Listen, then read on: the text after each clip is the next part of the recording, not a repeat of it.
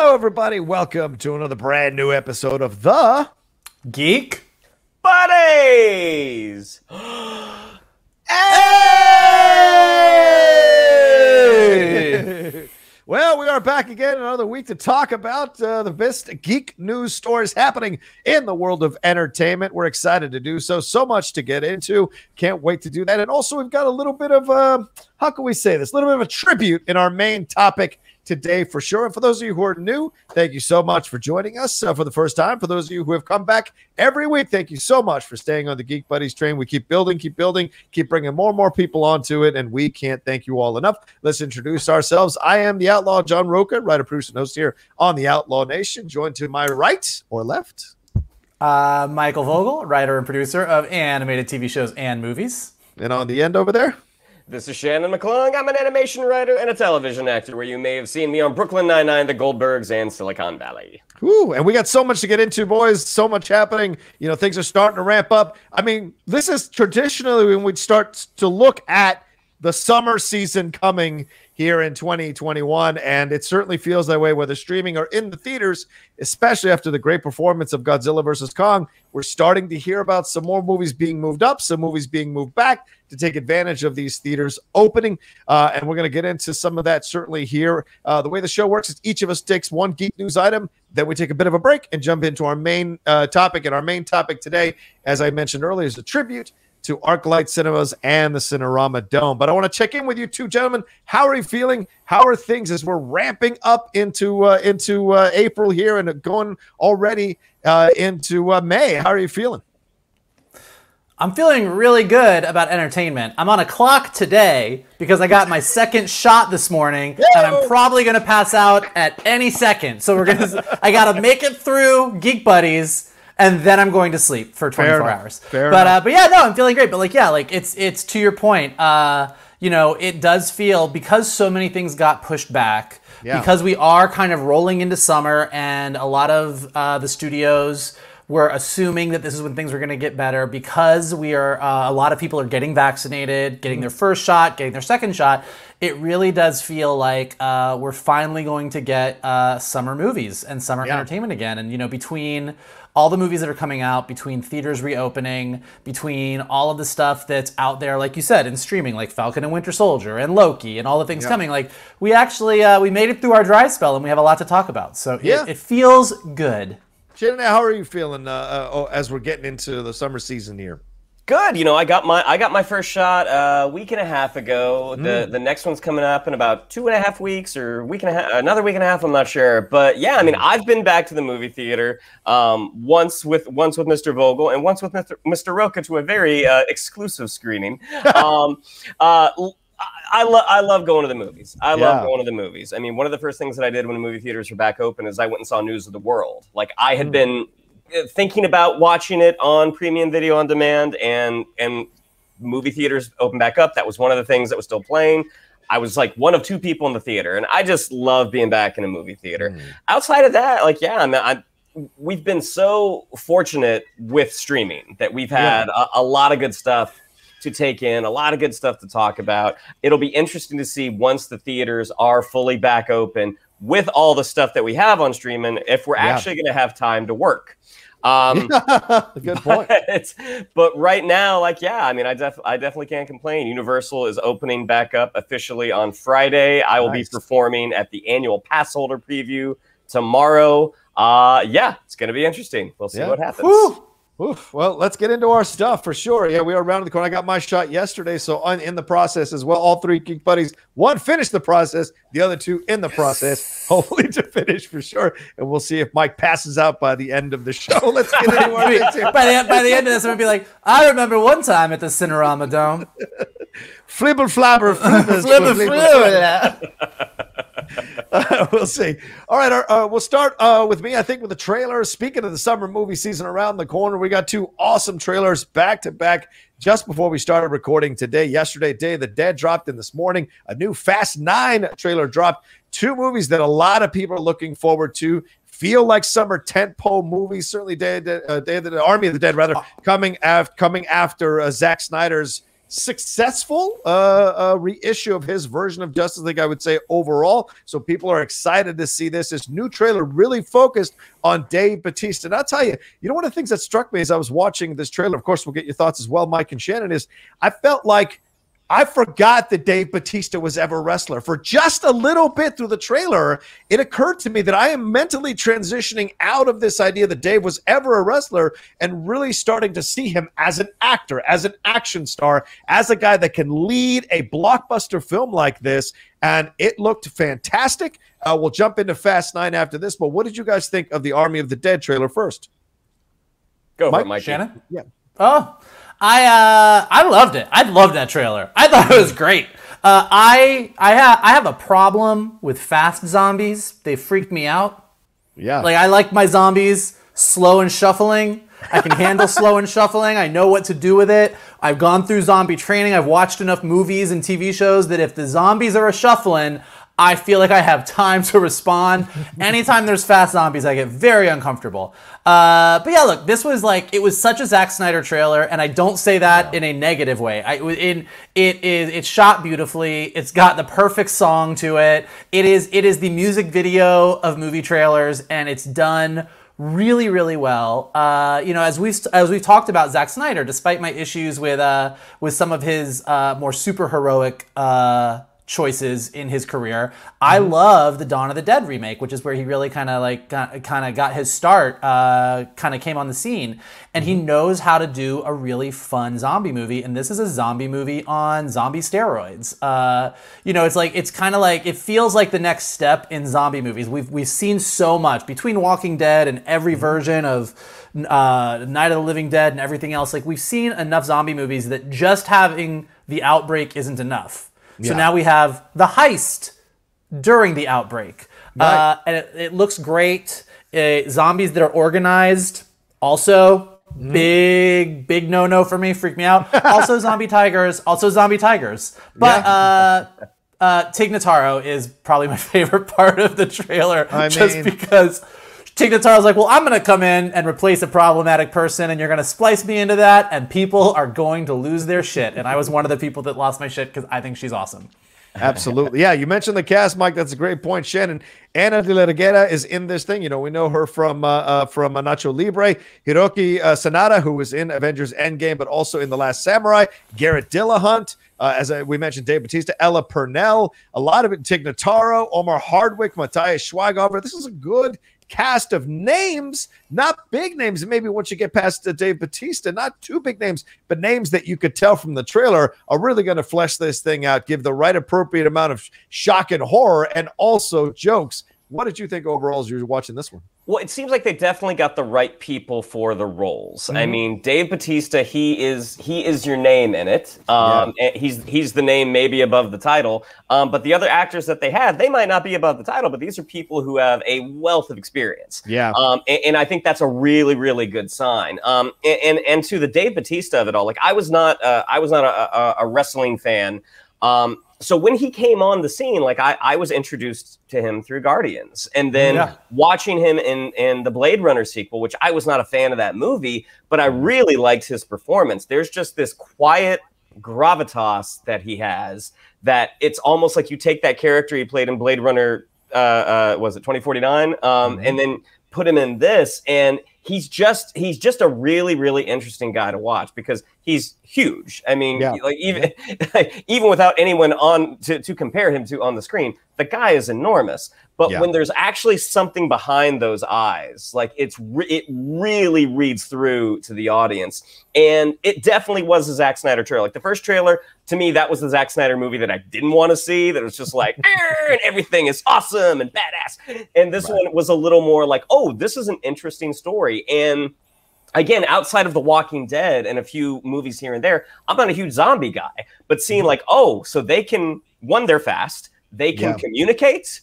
They can organize. I'm like, oh, this is legitimately terrifying. I mean, a zombie with an axe to grind seems like a way scarier proposition than the shuffling zombie.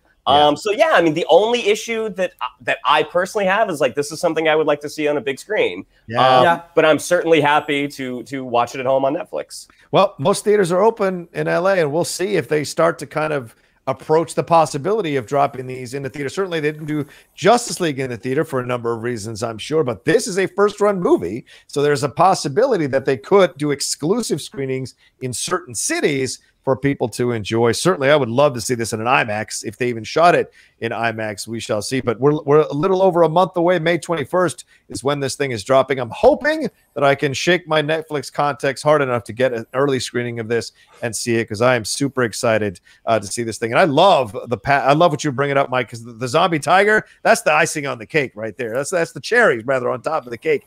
The zombie tiger. You immediately think of Siegfried and Roy. What happened to them and with a zombie tiger? How do you train a zombie tiger? That's not easy. And it's just like, it's the fun of it's the fun. And Walking Dead did this really good for a lot of times. Is like, how many different ways can you have a zombie attack in a way that you've never had a zombie attack before? Right. And there's always like, how do we one up it? How do we one up it? And in addition to, fast, organized zombies with motivation, which, like I said, I'm going to have nightmares, but, setting it in Vegas, like the set pieces that you can do in a casino, in a giant pool at Vegas, like the things that you can do that are very Vegas specific, including the showgirl zombie, the Elvis zombie, the tiger zombie. So it just gives, like, giving it a little bit of that specificity actually means you can have a lot more fun than just, oh, we're in the suburbs and we have to go get something out of a house. Like, this is Ocean's 11 meets Walking Dead meets Zack Snyder. And so it's going to be really fun. I hope. Yeah, I hope so too, brother. And don't be surprised if we start to feel sympathy for the zombies. I mean, we've got love stories going on from that trailer within the world of the zombies. And if they've kind of set this as their home, these people invading their home, trying to take something of value from their home, that's something that could be a thing that could be turned in many different ways for sure. Because this doesn't look like a heroic group of people they're putting together overall. And you wonder what Dave Bautista's backstory is if he's offering him, Hiroki Sanada is offering him $50 million to do this. What was he before? So we're going to find out all of that as we go along. And you talk about fast. I have a feeling that Night Train to Busan was a bit of an influence on this movie, probably World War Z, the better parts of World War Z, and even I Am Legend, where we had that kind of romance between the two zombies. So you play that out, it's the natural progression of things for sure. Speaking of Fast, Fast 9 trailer dropped as well. This one almost 4 minutes long, kind of a 3.5 minute trailer. Basically the whole effing movie. I stopped the trailer about 3 minutes in because I was like, if I see any more, I won't need to see the movie anymore. It's a little frustrating, but maybe they felt because it had been a while since you'd seen anything from them that they needed to remind you that this was coming. So we got that trailer as well. Certainly a lot more about the backstory between John Cena and Dominic Toretto. John Cena and Vin Diesel, who look nothing alike, by the way, but somehow he's his little brother. Certainly Charlize Theron. There were a lot of rumors that Charlize Theron was working with Dom, but it seems like she might be working with Cena against Dom in this. We get a little more Helen Mirren. And then Han is back as well. Shannon, what did you think of this trailer? Well, as you said, after a 3.5 minute trailer, you really don't need to see the movie, and that's kind of where that's the camp I'm falling in. These movies are not made for me. I mean, they have a huge fan base. I am just not one of them. I went and saw Hobbs and Shaw, and I believe it was with me and Johnny went and saw it, and I'm like, hey, this was dumb fun. I like The Rock. I like Jason Statham. The actual main Fast and Furious franchise, I think I've only seen like 2 or 3 of them, and I just can't get past it. Can't get past sort of the silliness of it. Cars with magnets. I mean, I was like, oh, that's actually really, really cool and clever. John Cena as an actor, like, I think you put him in the right thing, and he's pretty funny. Trying to act kind of badass. I don't know if that necessarily translates from the ring and onto the screen yet. So I will probably not be first in line to see this, but I certainly recognize that this has a very devoted fan base, and my guess is that they loved what they saw. Yeah, Mike, Justin Lin directs this one. He's coming back, and this one's called F9, I guess, now is the official name, even though everyone's kind of calling it Fast 9. But we get more of the backstory. Mark, what is this your type of franchise, and did this appeal to you overall? No. Wow. But I will actually say I will say this, like, I'm kind of in the Shannon boat. Like, the Fast franchise is not my franchise, but I have a sort of grudging respect for it as opposed to, like, say, like, the Transformers franchise, where I love the source material of Transformers. I worked at Hasbro. I worked on a lot of the animated series. I do not like those movies, and I think they're a mess. With the Fast and Furious movies, I get... You say it to his face! You say it to his face! Listen. I have talked to Optimus Prime, sir. And I can guarantee you, he and I are on the same page. Me and Mr. Cullen have had some chats over some whiskey. But no, I think the thing with the Fast franchise is, despite the fact that it's not really my jam, and I'm kind of with Shannon and this is a little too silly to me, they get what they are. They know what they're about. And you watch this trailer, and this trailer is split right down the middle. It is 50%. Here is crazy shit we're going to do in our cars. Yeah. And here is 50%. This is all about family. You don't leave your family behind. This is about family. We are a found family. We will be there for each other. Even John Cena coming in and being the brother. Everything about the DNA of this brand is family, family, family. Superheroics in cars, superheroics in cars. So they know what they are, which is why we're 9 movies and a spinoff into it. Yeah. And not in the way where I just roll my eyes and I'm like, this is a garbage movie. Like, it's not my movie, but I'm like, this is what it is. And every trailer I see, like, I'm like, every time a trailer comes out, I'm kind of like, maybe this is the one that I'm going to go see in the theater.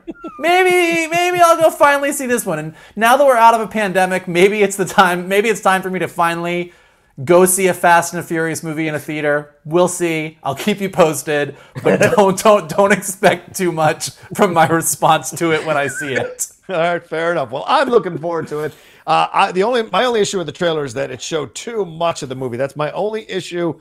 But I was already down to see this thing, and I agree with you, Shan. I don't necessarily 100% buy John Cena when he plays badass. Like, I think Dave Bautista does that way better than Cena does, and Cena's kind of working towards it. But his comedy chops are great. You've seen in a number of films what he's been able to, and TV shows. So I have no doubt there. So we'll see how much he's actually in the movie and what the storyline. And I'm more concerned about how they make Han work in this thing. Last we saw Han, he was getting killed upside down in a car. So I'm a little curious to see how they make this work. And we certainly got more of him in the film. And it seems like he's working with the crew again and again. For the love of God, Dom Toretto probably dies 7 times in this trailer, but somehow he lives. So I don't know. You can say not today all you want, but there's 2 huge missiles coming at your face. So I don't know. I just feel like we've reached that point where it doesn't really matter because there's no after effects of what he's doing. And apparently everybody has learned in their off time of shooting all these movies or being in all these movies in the universe to learn how to fight really, really well. So I don't know. It seems crazy at this point. My big issue was the movie was when they asked Vin Diesel and they said, how do you want to play this? And he said, we're going to play it fast. And nobody said furious. Nobody said furious. Guys! You expect Tyrese to be, and not furious? We're not doing furious now? If you're going to say it, go all the way. Don't give me 50%. That's true. I did think it was funny when they were talking about how John Cena was this international assassin and, like, he's huge. Yeah. Like, assassins typically can creep in places. Like, I'm not doubting this man's killing capability at all, but I think the ability to sneak in someplace might elude him. Yeah. He's no John Cusack. That's a fair point. I do feel like in a movie franchise where people are like driving cars over buildings, through buildings, and off cliffs, the whole concept of sneaking is really sort of... That's a great point. There's levels. There's levels. Fair enough. There's layers like an onion. All right. Let's. What's our next? Oh yeah, that one comes out from Justin Lin. I think June 25th is the date on that one. Yeah, June 25th, 2021, ladies and gentlemen. This year, it's around the corner. A little bit over 2 months away. So get ready for the hype on this one. All right. What's our next geek news item? That would be me. It was announced this week that Lucy Liu will be joining Helen Mirren as one of the villains in the upcoming Shazam sequel. She will be playing Calypso, a sister of Helen Mirren's villain, Hespera, and they will be going up against Zach Levi as Shazam. Now, as we talked about when Helen Mirren got cast, these are not actually DC characters. There's no DC counterpart. There is Greek mythology counterpart. Both Calypso and Hespera are daughters of Atlas. Atlas is one of the gods that Shazam gets his powers by. I believe he gets his stamina from Atlas, the stamina of Atlas. Since Atlas held up the sky after he beat on Zeus for a while. I think that's my Greek mythology lesson for the day. So really interesting. Given the fact that Atlas had a bunch of daughters, it's seeming like this maybe won't be the only casting news. Once we've, when it was just one daughter of Atlas, you're like, okay, well, this could be a one-off thing. But now that we're 2 down, and there are several daughters of Atlas, it seems like we might be pulling a little bit more from Greek mythology, and maybe we'll get some more announcements in the near future. When we ended the last Shazam movie, it wasn't just Shazam. All of Billy Batson's friends and adopted family kind of got in on the godlike action. So maybe that's going to be a continuation, and we're going to get like a big old match of like heroes versus Greek mythology sisters. So we'll see. But I will say that by casting both Helen Mirren and Lucy Liu, they have locked in the gay nerd audience. The gays are ready. The gays are here for it. We are coming to see Helen Mirren and Lucy Liu, and we don't really care about what else happens in the movie as long as they're in it and doing awesome things. So we are ready, we are willing, we are able. But yeah, what do you guys think of this? Lucy Liu and Helen Mirren, sisters, doing it for themselves. Well, and I think in Rachel Zegler as well is one of the sisters, if I'm correct. Yeah, and all three. She's going to be playing Maria in West Side Story coming up. Look, anytime like Helen Mirren, Lucy Liu, these are two badass performers. And it seems like Shazam only fights groups right now. The first movie he fought Dr. Sivana and the 7 Deadly Sins, and this next one it's going to be the Daughters of Atlas apparently. What I'm curious about is because Atlas is one of those gods he sort of invokes to turn himself into Shazam. Is this going to get down to more of the mythology of the wizard and how he got his powers? Like I'm really curious about this, and I think part of it is because they don't have a comics counterpart. It's kind of evergreen, but at the same time, it's like, well, Shazam, he does have a rogues gallery. He doesn't have like the most expansive rogues gallery, but it's like, I wonder why you chose to go to sort of construct your own villain rather than doubling down on, Mr. Mind, who we saw at the end. I was going to say, because with the post-credits sequence in Shazam, you were like, okay, it's going to be a little worm bad guy. That's where we're going. And that does not, but it could, you don't know, like maybe they worked out some plan where they're going to use Mr. Mind in a way that he's going to attack Shazam by going after Greek mythology or unleashing the Daughters of Atlas on him. So like maybe it all is going to tie in. Who knows?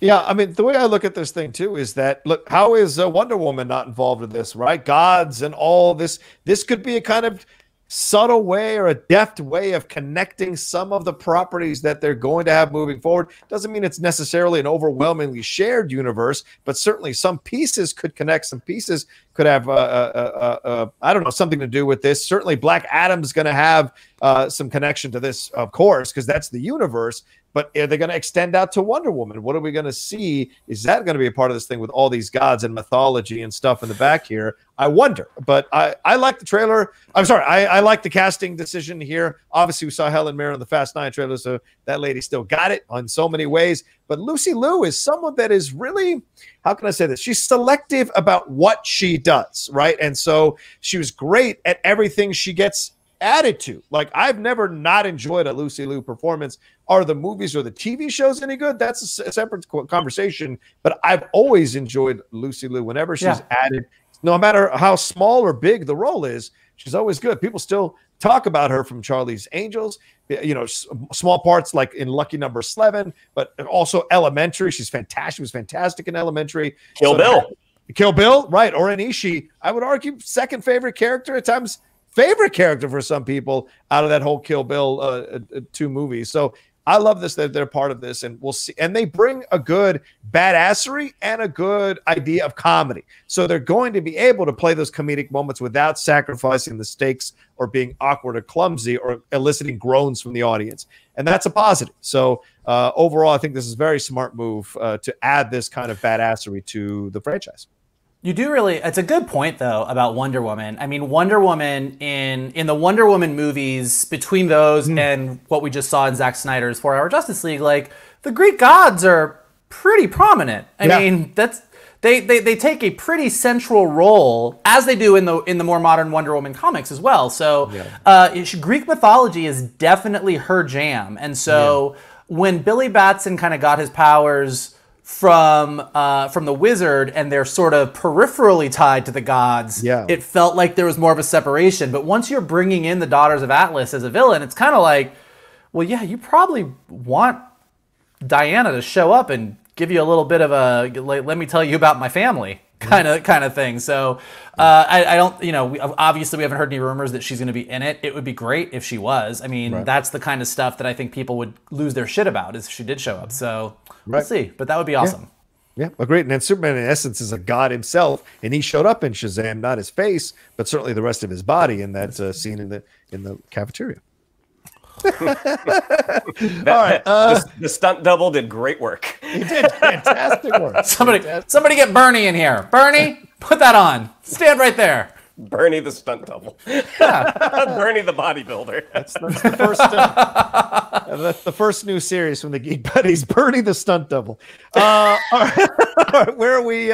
Anything else to add to that, Mike, or are we jumping on to our next thing? We'll see more news as it comes out, and we will Shazam you with it. Absolutely. And Black Adam just started production, so that's in motion. So that's going to be exciting to see as well. All right, where are we off to, Shan? Yeah, so last week it was announced that the untitled Indiana Jones sequel, Indiana Jones 5, that's going to be helmed by James Mangold, added their first character to join Harrison Ford, and it is Phoebe Waller-Bridge from Fleabag.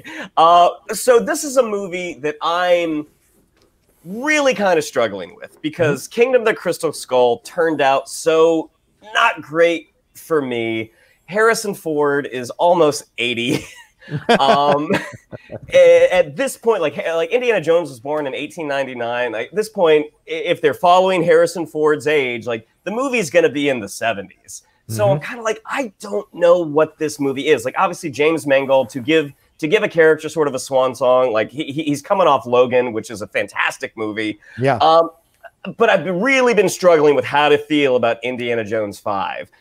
The addition of Phoebe Waller-Bridge is really interesting and good news to me. I'm like, that's a cool presence to have bounce off of Harrison Ford. Now, at this point, we don't know what kind of character she's playing. I certainly hope it's not a villain. I would love to see her be an old student of Dr. Henry Jones Jr., a student maybe who never met him because he was always out traversing the globe, finding MacGuffins.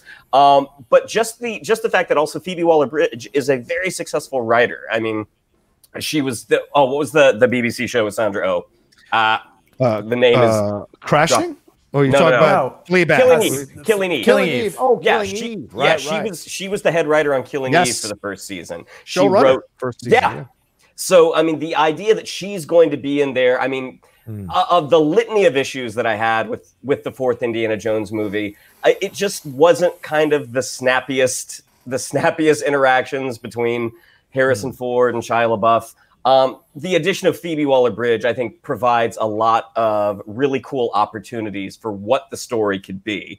But, gentlemen, what do we think about Phoebe Waller-Bridge joining Dr. Henry Jones Jr.?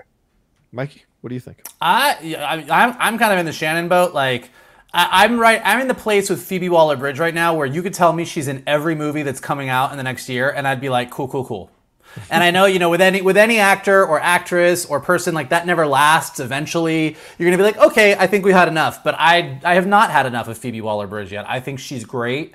And to Shannon's point, I think she doesn't just come in as you're a great actress. Like, she is a great creative force. And so far, whether she comes in to do work on the writing side, like she's doing with the upcoming 007, or whether she's coming in to be an actor, a performer in something, she's always bringing something fresh and a little bit different. And I think that's what Indiana Jones needs. I think to Shannon's point, I'm excited I almost look at this as like a Kingdom of the Crystal Skull redo. Like, Kingdom of the Crystal Skull was clearly in their minds at the time, like, this is the handoff. Shia's going to be the next Indiana Jones. This is the handoff movie, and nobody wanted that handoff. Yeah, like that was just not a handoff that was going to work. It seemed like even Shia didn't want that handoff the way he was in Yeah, that movie. it just was not. I don't know. As opposed to like the Star Wars films, where every film or every trilogy has their fans and their detractors. I think that we are all sort of unified in geekdom around Kingdom of the Crystal Skull. I know very few people that are going to be Kingdom of the Crystal Skull defenders. And so I really look at this as a redo. And given the James Mangold Logan of it all, I would love to see a movie where they just let Harrison Ford be 80. You know what I mean? Like, I think that the concept of an older Indiana Jones who's not gonna be swinging around on his whip because his hip is bad is interesting. Like, it's that is a more interesting take to me than let's prop Harrison Ford up and then get the stunt double come in and let us believe he can do that. And so I think if they go down a road where they lean into this is the 70s, this is not the serialized 1920s, 30s anymore, this is a different world and you're a different guy, that could be a really interesting movie that does feel like the Indiana Jones movie we deserve. But I know enough about Hollywood executives and giant movie franchises to know that there are probably plenty of people who are scared shitless to do a movie like that. So we'll see if it happens. But the addition of Phoebe Waller-Bridge, as opposed to several people on Twitter, to me is a big plus. And I'm excited to see where she fits into all that. Yeah, I echo both your sentiments. I love the idea of Phoebe Waller-Bridge being involved in this. As long as they don't Kate Blanchett her from Crystal Skull, then I'm all about it. You know, Kate Blanchett, maybe the rare role for her where she doesn't come off looking good when you're watching the movie, because the overall movie is just terrible and the story decisions are horrible. But in this situation, you might be right, Mike. Maybe they're doing a redo here, or maybe, just maybe, and I know this will explode some of the male fans, but they could be handing the reins off to Phoebe, and that's okay. Let's explore that. So many franchises are handing their leads off to women and not losing money while they're doing it. You know, Star Wars made $6 billion under Kathleen Kennedy's stewardship with Daisy Ridley as the lead of these movies. Whether your feelings about them are one thing or another, but a number of franchises are doing this and making their moves in this manner. And so for me, I wouldn't be surprised. That being said, I also don't want her to be related to Belloc or anything like that, because the Skywalker thing pops up, rears its ugly head again. Oh, we can only talk about characters that were involved in the first movie. So if she's a part of this, certainly her humor and her work in Solo as L-37, I mean, that's incredible work she did just with her voice. So let's see what she can do in this situation. Right into she's top 5 droids. Top 5 droids for me. Absolutely. And so let's see what she can bring to whatever role they're going to put her in. And let's see how she changes this very male-centric or male-focused franchise a little bit and create space for a little more of a evolution or advancement. So I'm down for it. I love it. She's a great addition, but I'm with 80. I'm with you. I mean, like, he's 80. What the fuck? I mean, like, I don't know. I don't know, dude. And listen, he's not a normal 80. Even if you're a normal 80-year-old, and like, you know, you didn't do too much. You kept in shape. You walked every day. You ate healthy. Even an 80-year-old doing the Indiana Jones stuff at 80 would snap them in half. So you've got a guy who's got knees, backs, you know, all kinds of joint issues, doing all the shit he was into. You got to pay the price for that. Unless we're dealing with a suspension of disbelief, then at that point, you might as well de-age him and go and make him 40 years old in the movie the whole time. So, and make Phoebe Waller-Bridge's love interest, which would be really uncomfortable. So I don't know. I don't know what the story is going to be, but I trust Mangold. He did an excellent job with Logan. If they go that route, and I think both of you were right about this, if they go right that and they have the guts to show what Indiana Jones is like now, I think that would be a great way to do it, to be honest. And I have to expect that more casting announcements should be coming soon, because as of right now, the movie is scheduled to come out July 29th, 2022. So one would think that they have to start filming sooner rather than later. Hey, guy. We got over a year. We got just a year. Come on. All right, we'll see. All right, well, that's our geek news items for this part of the show. We're gonna take a quick break and jump into our main geek news item here, and that's talking about the shutting down of the Arclight and cinema and the Cinerama. We'll be right back right after this. Goodbye, Really? Nothing? old girl, my old girl. When you awaken, I'll be gone. Oh my God, what is happening? All right, there you go. That was the great Shannon Mcclung with his rendition, his homage. I was waiting for more of like a, it's so hard to say goodbye to yesterday. Yeah, I went to Broadway. Oh. All right, well, let's get into this. We get this from a number of sources, certainly from Deadline as well. But Decurian's crown jewel, the Hollywood Arclight multiplex on Sunset, and its 58-year-old Cinerama Dome is shutting down. A number of other Arclight cinemas around the area are shutting down as well.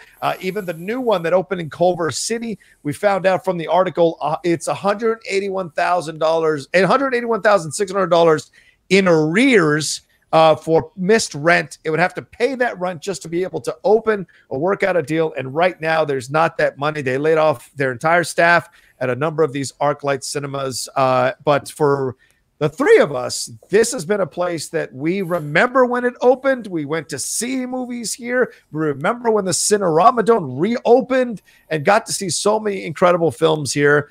Let's just have a discussion, and maybe some of you who are watching or listening to us have been to LA and visited these icons or have always wanted to come, or you've had theaters shut down in your area that you've revered and have great memories from. So we're just going to talk about all of that.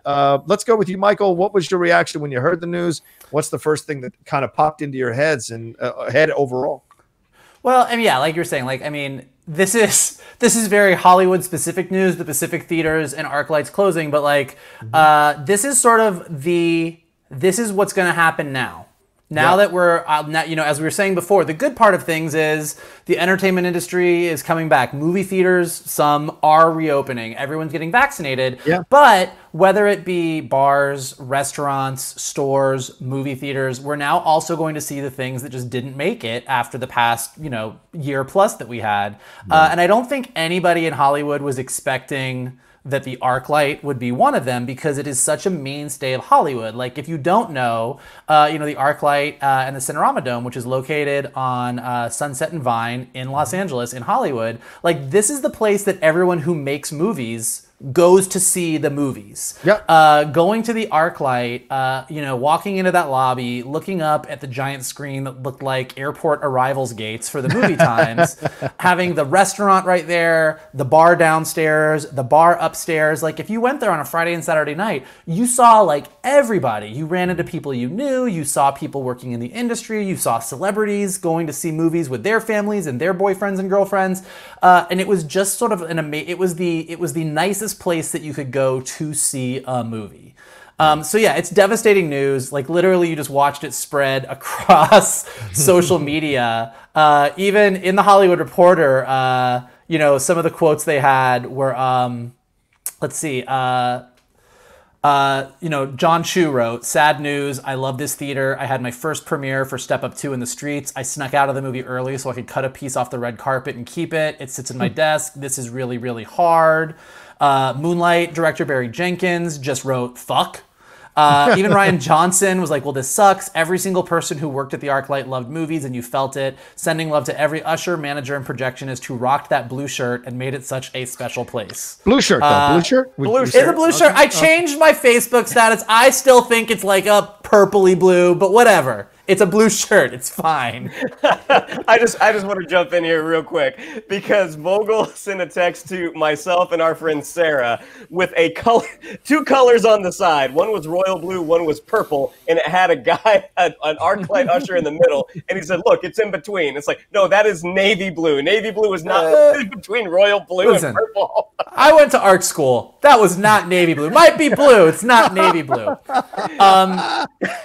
But yeah, look, I mean, I was actually trying to remember the first movie that I saw at the Arclight or the Cinerama Dome. I can't remember. Question. Yeah. But I remember, and all of us have seen so many movies together. I mean, I know I saw Revenge of the Sith at the Arclight theaters. I know that we saw Justice League, the Joss Whedon cut in the Cinerama Dome. I think I saw Avatar in 3D like 4 or 5 times in the Cinerama Dome. So yeah, it was just a place that you went. Actually, the one movie that stuck out to me in my mind was it's not on the level of those movies, but I am a really big fan of Spirit, Stallion of the Cimarron from DreamWorks Animation, back when they were still doing 2D animation. Right. And I remember I was actually at a friend's house on a Friday night, and I was driving home on Sunset, and I would just randomly was passing. It was early. It was like, you know, almost 10 o'clock. And I was like, I'm just going to see what's going on. I just pulled in by myself, and there was like a 10/20 screening of Spirit. It had just come out. Oh. And so I went in by myself to go see this movie. And it was right when digital projectors were really coming out. So like it was the digital projection theater. And I think there was like 3 people in the theater with me. Like I think there's like, I think it was like 10:20 at night on a Friday to see Spirit. But like literally one of my favorite movie-going experiences I've ever had, seeing this beautifully animated 2D movie on a digital projector by myself with a tub of popcorn at like 10:30 at night. And that was what was great about the Arclight, is whether you were with a giant group or by yourself, like it was just the place to go see a movie. Yeah, Shan? Yeah, the Arclight, there was just something different about it. And it's a really good introduction to Los Angeles if you're moving here. Yes. Because I remember the first thing I went and saw was Revenge of the Sith. And something that the Arclight does, like whenever you see, like it's generally like an Oscar movie. Like if they say, hey, this movie's coming out in New York and LA, this date, 2 weeks later, nationwide. When they say LA, they're talking about the Arclight. Like there are a handful of other theaters that it might play at, but when it's only showing in a few theaters, the Arclight was always one. And specifically the Arclight Hollywood, which is where the Cinerama Dome was. So that was sort of my introduction to these smaller art house movies, these documentaries playing on big screens, because at least in Orlando, we had one theater. We had one art house theater that had one screen. So if you didn't catch it there, you weren't going to see it on a big screen. And you come to some place like the Arclight, not only is it on the big screen in like a really, really nice theater, but it might be on more than one, because there are enough people in this city that want to check out those smaller movies. That's where they discover the future filmmakers. I remember when we were going to see Revenge of the Sith, which I was excited for, despite my kind of like prequels, but this is the one. This is where he's going to turn into Darth Vader. Vogel let me know that we were actually going to be doing a double feature, and I'm thinking, why are we going to watch something before Revenge of the Sith? And a group of us went and saw Mad Hot Ballroom, which is about elementary school students in New York. Citywide, they get their kids into ballroom dancing, and I went into it. Also, Arclight tickets are more expensive than a normal ticket, and I'm like, shit, we got to buy 2 now. But going in, I could not believe how much I enjoyed that movie. Like it was just so enjoyable getting to see something like that on a big screen. And then after we watched Revenge of the Sith leaving for the night, I'm like, I can't believe I like the kid dancing movie more than Star Wars. But the Arclight, it was just a special place. It was just sort of like, as Vogel said, that sort of airport of the future. As you walk in, there was just a different vibe. I mean, it was always nice because they have a very nice restaurant there. Yeah. You can get food. You can get a cocktail. At first, they had one theater that was 21 and up, and after a little while, they opened it up to all the theaters, I believe. Yep. It was just something different about it. And as much as I do like AMC, because that's the movie theater of my childhood, and they are changing with the times. They've got those incredible lounging seats. Some of them do have bars where you can take a beer or wine into a theater. It just never felt like the Arclight. There was just something like, this is the movie theater for people who love movies. Yeah, and that's the thing at the end of the day, and those of us, the 3 of us said, at least the first 20 years of my life in LA, I'm now in San Diego, but like that was a mecca. Right? When it was announced, first you had the Grove, and then you had the Arclight. And it was these two places you could go where you understood you were amongst film fans. They weren't going to open their candy in the middle of an emotional scene. You got limited amount of trailers, like 3 trailers tops. You had a staff that came out and spoke to you or talked with you before the movie started. You had all this stuff. You were taken care of in the Arclight. And it was assumed, and that's why the price was higher. And a lot of us paid the extra dough so we wouldn't have to deal with the idiots who would be on their phone or talk or just be stupid in a movie theater to ruin the experience. This was a mecca, a cathedral for those of us who worship at the altar of film. And we got to go see it, and we were safe in places like this. The popcorn was good. You could argue the food was good. Even at the stands, they had a good selection of healthy and non-healthy options. If you wanted there at the stand, there was water. There was like other things you could get. And yes, the bar. Water? They had water? High-end spring water, ladies and gentlemen.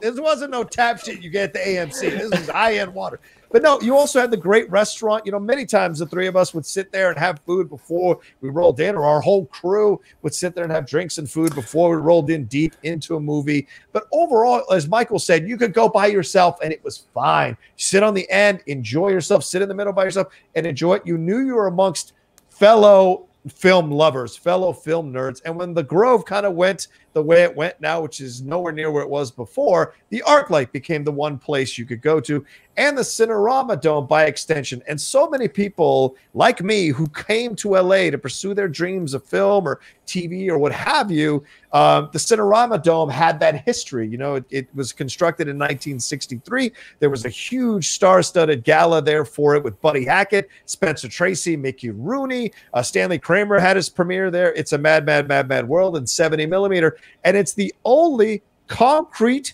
geodesic dome on Earth. So when Shannon says nothing else could match it, he's absolutely right. It is the only geodesic dome on Earth showing these movies. And it was incredible to go see classic movies there as well. And he's right. What the gentleman said on the tweet there is right. You knew, or Ryan Johnson, you know, when you were there, though, you could have great conversations with the staff about movies. It was a blast.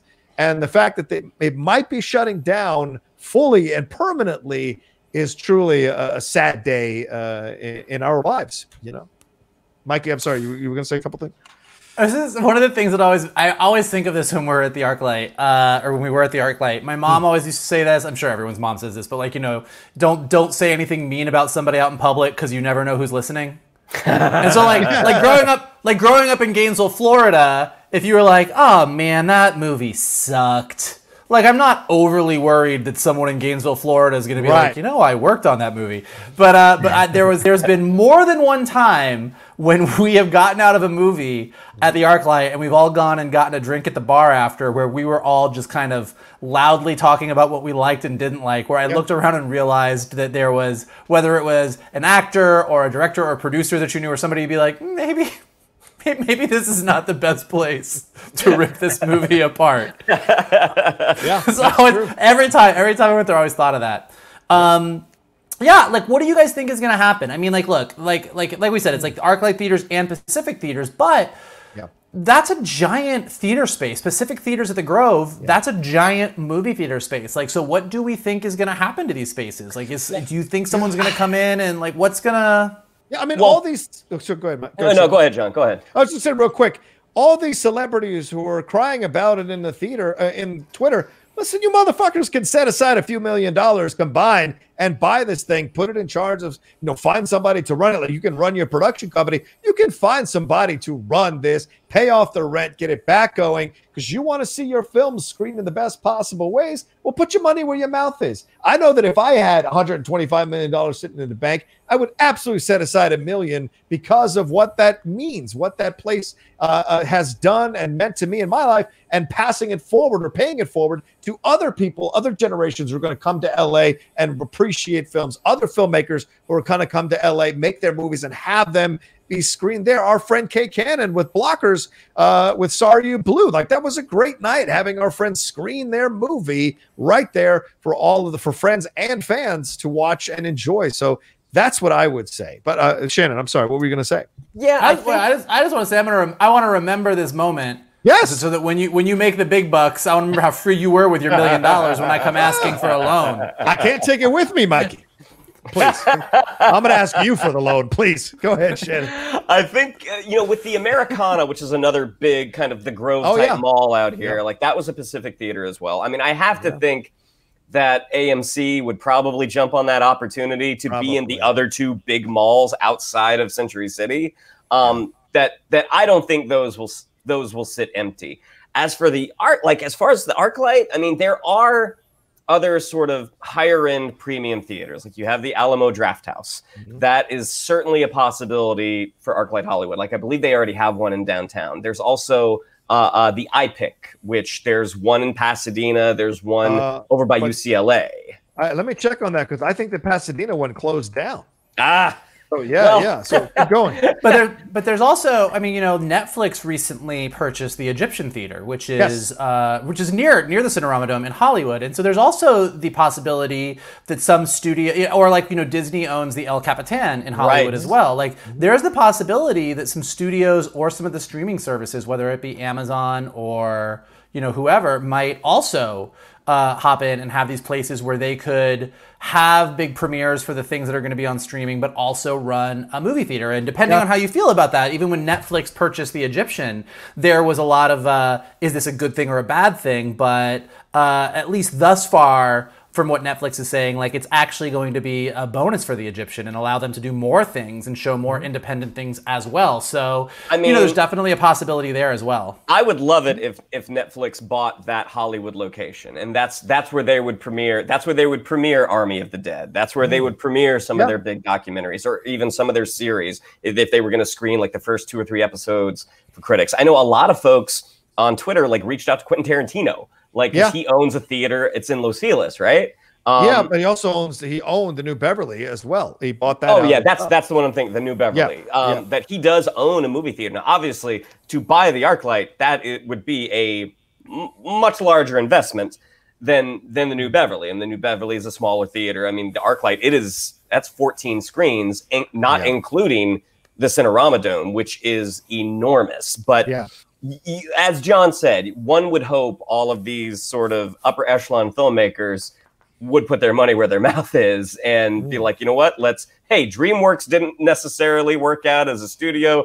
Let's make DreamWorks theaters. Like, come on, Spielberg, Katzenberg, let's get in there and keep this movie theater alive. Yep. I mean, it's a better option than Quibi.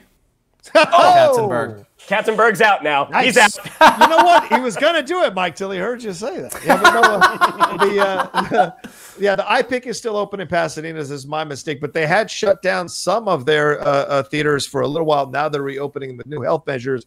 But 3 Alamo Drafthouses have closed throughout over the last year. So because of the situation. So yeah, we're talking about the Arclight, but it really is a universal thing that might be happening in theaters in your community for any of you who are watching or listening to us. And some of you who are younger and are aspiring to come to LA, you've heard of the Cinerama Dome. You want to have that experience. You want to be in that 70 millimeter. I mean, so many great movies we watched there. So many great debates and discussions we had out in the lobby or out getting a drink afterwards there in the Arclight. So many great screenings. Getting this, I mean, that was the thing for me as I was getting into this side of the business of the last few years, getting to go to exclusive screenings at the Arclight, getting free popcorn, free Coke, sitting with my peers who are paid professionally to talk about this shit, and that I would even be in that company and then eventually be one of those people. It was pretty incredible for that. And how many dates did I have? I don't know about you all, but how many dates at the Arclight did I go to and have a great time with these people, whether it worked out or not? It was great to just go to a place where someone could, either you could tell if they were in your vibe or not about how they acted in a movie theater when you were going to see a movie. So the Arclight was, in essence, kind of a hurdle you had to cross in order to keep dating in my world, at least. Yeah. The Arclight date, that's a barometer. If you take them to the Arclight and they start talking, it's like, well, this isn't going to work out. Oh yeah, I went to the Arclight with a date one time from Bumble, and she started talking halfway through Hidden Figures in my ear. How much longer is this movie? It's going to be longer than us. That's for damn sure. So, I mean, it was pretty much over for that moment. It's a barometer. Aren't you, Mikey? I'm sure you've taken a few dates to the Arclight or had it. had some fun. Yeah, because of the Arclight, you could like move those seats up. You can move the armchairs up, so you can sort of give a little, hey, little snuggle. Do a little stretcher around, but don't take my popcorn. That's mine. I do remember when we went to go see Get Out at the Arclight, and we were in front of Alfred Williams. Yes, like we were. It wasn't a crowded theater, but there were some people in front of us, and we were reacting as the filmmaker would hope, as Jordan Peele probably hoped. Like we were laughing, we're clutching onto each other during the tense parts, and as the credits rolled, Allison Williams turned around, who was sitting in front of us, like, it was so much fun hearing you guys behind us. Yeah, I mean, we were reacting to it, and yeah, like Micah said, so many great filmmakers, you'd run into them or pop in or just bump into them or see them in line, just like you, going to appreciate a film, going to love a movie.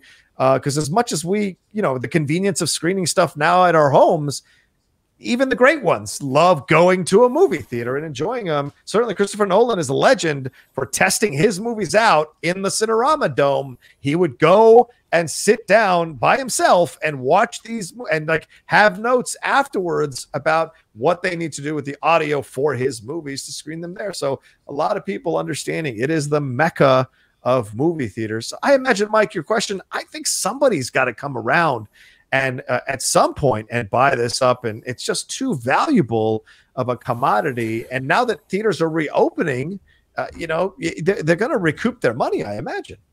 Yeah, I mean, look, and I think it's two different things. I think one is, look, we're going to have more movie theaters. And obviously, as Shannon was saying with the Grove or the Americana, like these are huge retail spaces.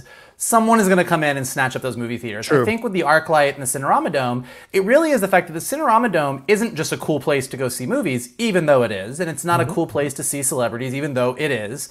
But it's the fact that it's really, to Johnny's point, I mean, in 1963, from that point forward, it's sort of been a part of Hollywood history. And when you walk in there, given the way it was built, given the architecture, given the spiral staircases on either side that go up top, like it feels a little bit like you're stepping back into an older Hollywood. And I think that was really nice about it. And as modern as the Arclight was, and as much as it had the most advanced projectors and had all like the bells and whistles, when you would walk back out and you would go into the Cinerama Dome, you really did feel like it's kind of a little bit about that Hollywood of yesteryear that anyone who loves the entertainment industry and loves movies kind of loves. And I think that's one of the things that I really like, and one of the things that I hope, despite the fact that I know we're going to get more movie theaters, just like, bars will be replaced, stores will be replaced. Like there's going to be new things popping up all over the place in our community, in your communities, everywhere.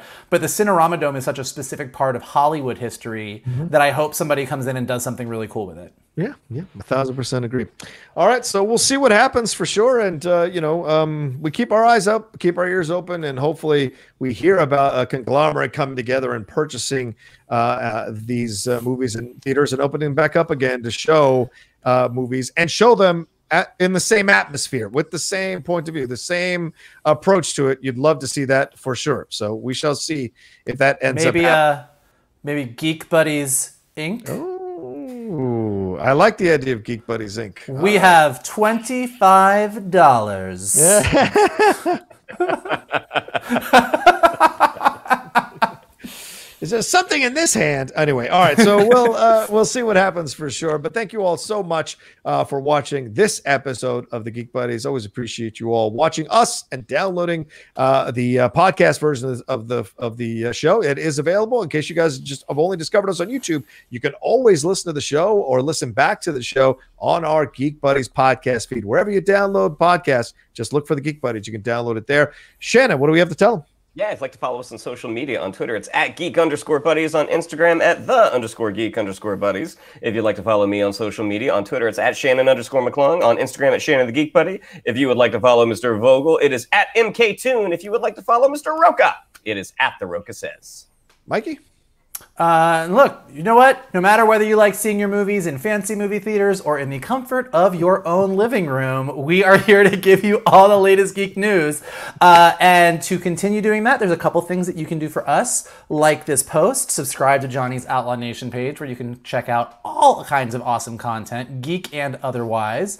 And like Johnny said, if you are listening to us on Anchor or Spotify or Apple Podcasts, leave us some ratings, leave us some stars, leave some comments. It helps us go up in the rankings. And the best thing that you can do is share and retweet this video and let people know on Twitter or Facebook, or just text them that you're like hanging out with these cool guys, your new geek buddies, and you want to share the love. And of course, definitely join us this weekend as we post our review of the 5th episode of Falcon and Winter Soldier. And on Johnny's Outlaw Nation page, check out all of the other Geek Buddies reviews of everything from Mandalorian Season 2 to WandaVision. And that's something that we will continue doing, as well as our weekly show.